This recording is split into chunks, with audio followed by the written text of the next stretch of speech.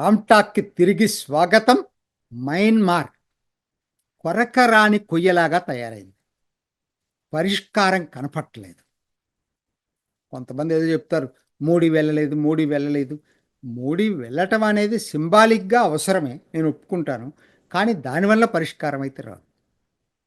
పరిష్కారం అది ఒక చిన్న సమస్య, అది సమస్య కాదు. అది ప్రతిపక్షాల సహజం అనుకో, రాజకీయాలు అవి పక్కన పెట్టండి. పరిష్కారం ఎందుకు దొరకదో ఒక్కసారి ఆలోచిద్దామండి. నిజంగా చెప్పాలంటే ఈశాన్య భారతంలో మోడీ వచ్చిన తర్వాత జరిగినన్ని ఒప్పందాలు అంతకుముందు ఏ ప్రభుత్వాల్లో కూడా జరగలేదు. ఎన్నండి, బోడోలతోటి ఒప్పందం, నాగాలతోటి పాక్షిక ఒప్పందం, ఉల్ఫాతోటి అస్సాంలో ఒప్పందం, ఆదివాసీలతోటి అస్సాంలో ఒప్పందం, త్రిపురలో ఉగ్రవాదులతోటి ఒప్పందం, ఎన్నో జరిగినాయి. ఒకటి కాదు, రెండు కాదు, అలా చెప్పుకుంటే చాలా జరిగినాయి. నిజంగా ఎప్పుడూ జరగనన్ని శాంతి ఒప్పందాలు మోడీ హయాంలో జరిగినాయి. మిగిలింది మణిపూర్. కోర్స్ నాగాలాండ్ పాక్షికం అన్నా కదా, వేరేసారి డిస్కస్ చేసుకుందాం. మణిపూర్లో ఎందుకు ఇది సమస్య, ఎందుకు ఇది కొరకరాని కోయిలాగా తయారైంది? ప్రధానంగా ముగ్గురండి. మొత్తం మణిపూర్ అంతా మూడు జాతుల మధ్య ఆధారపడింది: మైతీలు, కుకీలు, నాగాలు. పెద్దది అందరికన్నా 50% పైగా ఉంది మైతీలు, సుమారు 24% దాకా నాగాలు, ఆ 17-18% కుకీలు. ఇది దీని చరిత్ర. అయితే ఎందుకని, ఇంకొక గమ్మత్తైన విషయం మీ అందరికీ తెలుసుకోవాల్సిన విషయం ఏంటంటే, స్వాతంత్రం వచ్చిన కాడ నుంచి ఎన్నో తీవ్రవాద సంఘాలతోటి రకరకాల ప్రభుత్వాలు ఒప్పందాలు చేసుకున్నాయి. నెహ్రూ దగ్గర నుంచి, ముఖ్యంగా ఇందిరాగాంధీ హయాంలో, అదే మోడీ టైంలో కూడా ఎన్నో జరిగినాయి. కానీ జరగనటువంటి ఒకే ఒక రాష్ట్రం మణిపూర్. తీవ్రవాదం లేదా అంటే చాలా ఎక్కువగా ఉంది మణిపూర్లో. అయినా ఎందుకనో ఒక్క కుకీలతోటి ఒకేసారి జరిగింది. అది అది తప్పితే తీవ్రవాదులతోటి ఒప్పందాలు అతి తక్కువ జరిగిన రాష్ట్రం ఏదన్నా ఉందంటే అది మణిపూర్. అది మోడీ వచ్చిన తర్వాతనే కదా, అంతకుముందు కూడా జరగలేదు. దానికి కారణాలు చాలా ఉండుంటాయి. అసలు దీనికి ముందు ఒక్కసారి నేపథ్యాన్ని స్థూలంగా పరిశీలిస్తే కానీ మనకు అర్థం కాదు. వీళ్ళు చెప్పినంతగా ఇది ఈజియెస్ట్ సొల్యూషన్ అయితే కాదు. అసలు మణిపూర్ భారత్లో ఎప్పుడు భాగమైందండి? భారత్లో భాగం కాదు. బ్రిటిష్ వాళ్ళు భారత్ని, బర్మాని డివైడ్ చేసినప్పుడు మణిపూర్ని బర్మాలో కలిపారు. భారత్లో లేదు 1935 తర్వాత. 1947 ఆగస్టు 11వ తేదీ, 4 రోజుల ముందు, మనకి స్వాతంత్రాన్ని ప్రకటించడానికి 4 రోజుల ముందు వాళ్ళు ఒక స్థూలంగా ఒక ఒప్పందం తీసుకున్నారు. ఇన్ ప్రిన్సిపుల్, సూత్రప్రాయంగా భారత్లో కలపటానికి నిర్ణయం తీసుకున్నారు. ముఖ్యంగా దాని మహారాజు, మైతీ అతను మహారాజు, మణిపూర్ మహారాజు, అది భారత్లో రావటానికి కారణం. తర్వాత 1949లో ఒక ఫైనల్ అగ్రిమెంట్ జరిగింది మణిపూర్ మహారాజు తోటి. అది మనం మర్చిపోవద్దు. ఆ మహారాజు తీసుకున్నటువంటి ఒప్పందం బాగానే ఉంది. కానీ ఆ ఒప్పందాన్ని ఏ మైథీల రాజో ఆయన, ఆ మైథీలలో చాలామంది వ్యతిరేకించారు. చాలామంది అని చెప్పలేను, ఒక సెక్షన్ వ్యతిరేకించారు. వాళ్ళు తీవ్రవాదాన్ని ఆశ్రయించారు. అసలు దీనికి ఇంకో పేరుంది మణిపూర్కు, కాంగ్లీ పాక్ అంటారు దాన్ని, కాంగ్లీ పాక్.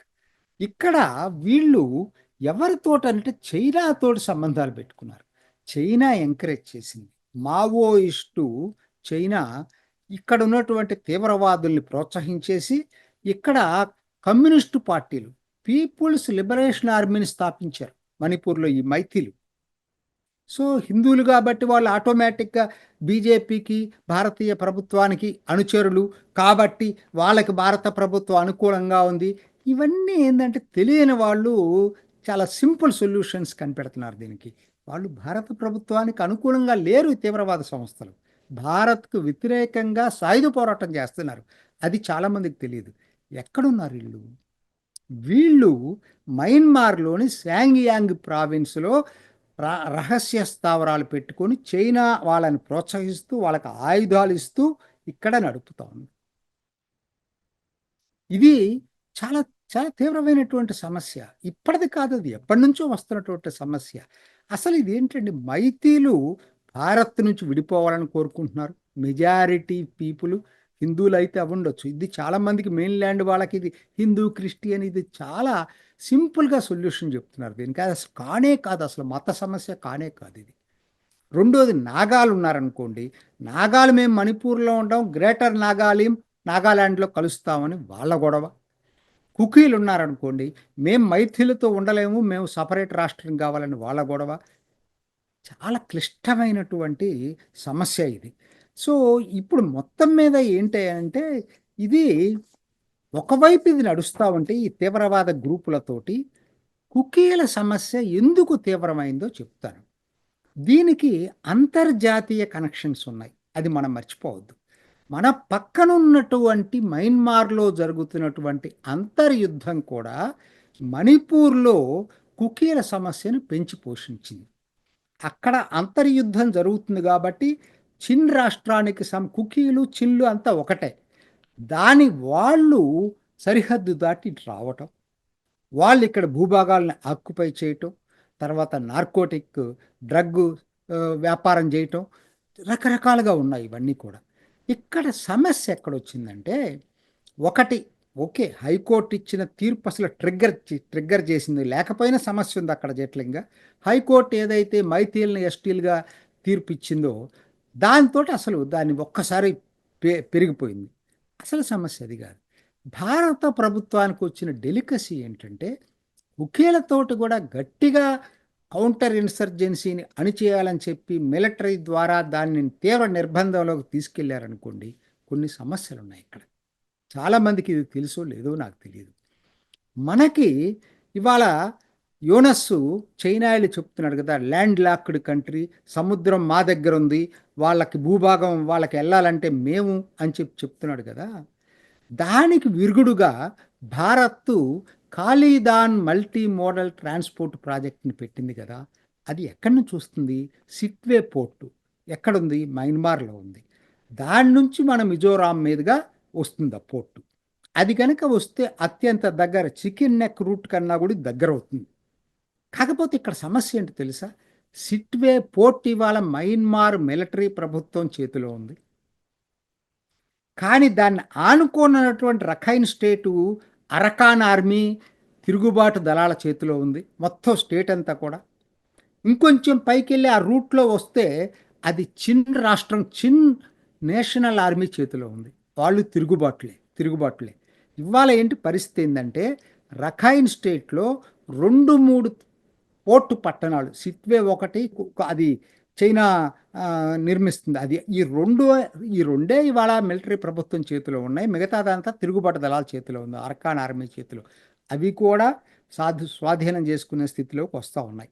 అట్లానే చిన్ రాష్ట్రంలో కూడా 2-3 పట్టణాలు దెబ్బతే మిగతా భూభాగం అంతా కూడా చిన్ను తిరుగుబాటు దళాల చేతుల్లోకి వచ్చింది. ఇప్పుడు మన పరిస్థితి ఏంటంటే, సిట్వే పోర్ట్ ఏమో మిలిటరీ ప్రభుత్వం చేతిలో ఉంది, మయన్మార్ ప్రభుత్వం చేతిలో.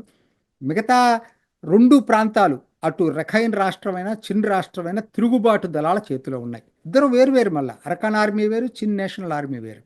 సో ఇవన్నీ కూడా ఇప్పుడు కుకీలతోటి మనం పోట్లాడితే చిన్నులను దూరం చేసుకోవాల్సిన పరిస్థితి వస్తుంది. ఇది చాలా డెలికేట్ ఇష్యూ.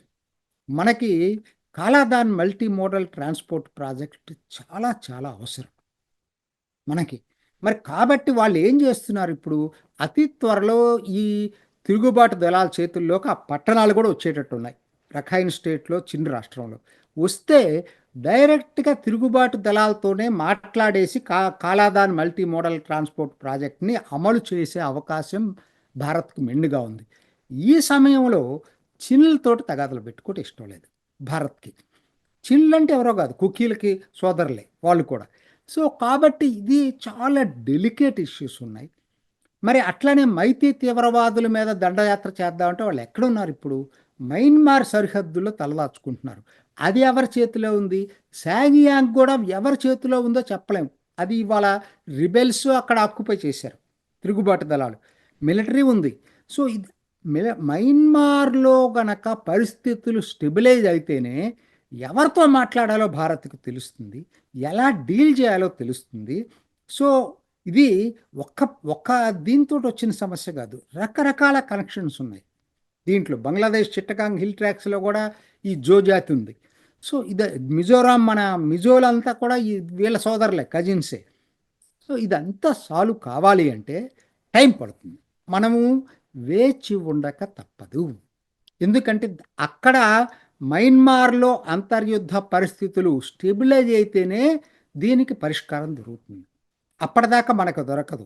మైతీల తీవ్రవాద స్థావరాలను అటాక్ చేయాలన్నా అక్కడ స్టెబిలైజ్ కావాలి, ఆ ప్రభుత్వంతో కోఆపరేట్ చేసుకోవాలి. తర్వాత కుకీలు తిరిగి వెళ్ళిపోతారు. కుకీల్లో ఒక సెక్షన్ చిన్ను కనుక తిరుగుబాటు దళాల చేతుల్లో పూర్తిగా స్టెబిలైజ్ అయిపోతే తిరిగి వెళ్ళిపోయే అవకాశం కూడా ఉంది కుకీల్లో కొంతమంది. అందుకని కొంతకాలం వెయిట్ చేయక తప్పదు. పరిష్కారం ఆటోమేటిక్గా మన దేశంలో లేదు ఇవాళ. ఇది ఇంటర్నేషనల్ కనెక్షన్ ఉన్నటువంటి అంశం కాబట్టి దీన్ని దయచేసి రాజకీయంగా చూడొద్దు, ముఖ్యంగా మతపరంగా అసలు చూడొద్దు. ఇందుట్లో హిందువులు లేకపోతే క్రిస్టియన్స్ అనే సమస్య లేదు అసలు. వాళ్ళు జాతి వాళ్ళకి ముఖ్యం, వీటన్నిటికన్నా కూడా ముఖ్యం. మైతీలే హిందువులు భారత్కు వ్యతిరేకంగా ఆయుధాలు తీసుకొని పోట్లాడుతున్నారు, అది మర్చిపోతున్నారు చాలామంది. సో ఇవాళ దీనికి సమస్య అట్లయిన రాజకీయంగా లబ్ధి కోసం ఎవరు మాట్లాడద్దు. మోడీ భారత ప్రభుత్వం దీన్ని ఎంత మ్యాక్సిమం ట్రై చేయాలో అన్ని రకాలుగా ట్రై చేస్తుంది. అయితే అవన్నీ ఓపెన్గా చెప్పే కాదు, ఇవన్నీ కూడా చాలా జరుగుతున్నాయి. అక్కడ తిరుగుబాటు దళాలందరితో కూడా భారత ప్రభుత్వం మాట్లాడుతుంది, అరకాన్ ఆర్మీ తోటి, చిన్ నేషనల్ ఆర్మీ తోటి కూడా.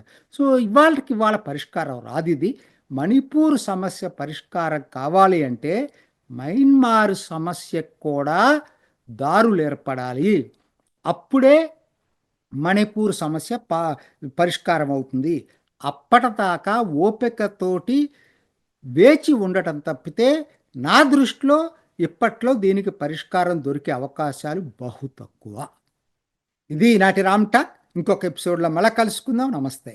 చూసారు కదండి, మరి ఈ వీడియో కనుక మీకు నచ్చినట్లయితే ఒక లైక్ కొట్టేసి మీ అభిప్రాయాన్ని కూడా కామెంట్ బాక్స్లో తెలియజేస్తూ ఇలాంటి ఇంట్రెస్టింగ్ అప్డేట్స్ కోసం మా ఛానల్ని సబ్స్క్రైబ్ చేసుకోండి.